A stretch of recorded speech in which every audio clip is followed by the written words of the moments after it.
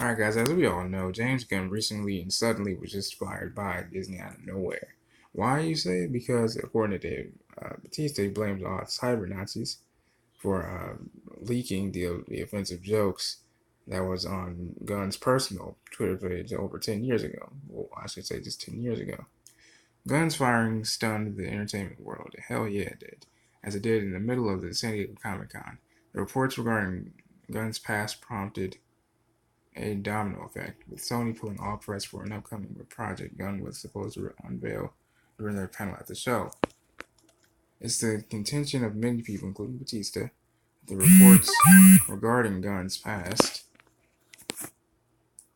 proactive humor were part of a timed effort by neo-Nazis. That I didn't know.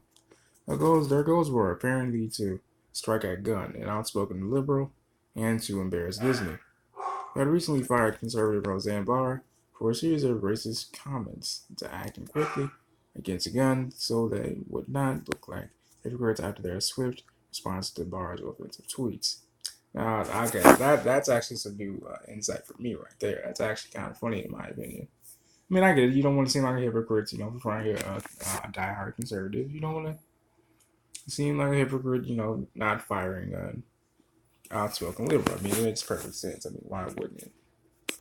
Okay, now as you all know, Bautista went on the offense in a pair of comments on his personal Twitter account. In the tweets, which can be viewed below, she said that what happened to Gunn is much bigger than a single film. Bautista went on to urge people to stand up and unite against the cyber-Nazis that are condemning anyone who dares disagree with them politically over their past mistakes. And I quote, this is what Bautista said recently. What will you do when the cyber-Nazis attack you? Who will stand by you? Who will cowardly distance themselves from you? Who will punish you for horrible jokes in the past instead of defending you for inspiring millions? Millions. Hashtag redemption, hashtag injustice, at James Gunn. I gotta give the man credit for doing this. What happened here is so much bigger than G3, at James Gunn, myself, at Disney, etc. This was a cyber Nazi attack that succeeded. Unless we start to unite together against this crap, whether people are offended or not, it's going to get much worse, and it can happen to anyone.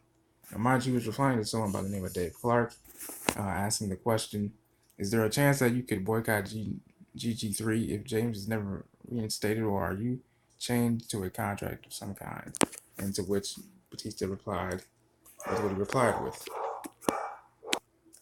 The specific cyber Nazis Bautista is referring to are Jack Vasovic and Michael Cernovich, yeah, there you go, who both wrote about Gunn's earlier tweets prompting the firestorm that led to his firing by Disney. Vasovic, a self-described political operative, is perhaps most famous for his live-streamed attempts to investigate a Washington, D.C. pizzeria that he accused of being a front for human trafficking. Servovich is the author of the self-help book Gorilla Mindset, which promotes the idea that women should submit to alpha males. Both have said a number of things on their personal Twitter accounts, many of which were recently shared by comedian Patton Oswalt, that involved positive references to rape culture, as well as racial, religious, and homophobic slurs. There's no small irony that this scandal, based around the idea that certain things are irredeemable, and that a person should be forever redeemed for a past misdeeds, should erupt around a film franchise like Guardians of the Galaxy, which is based around a team of career criminals who seek redemption and become heroes.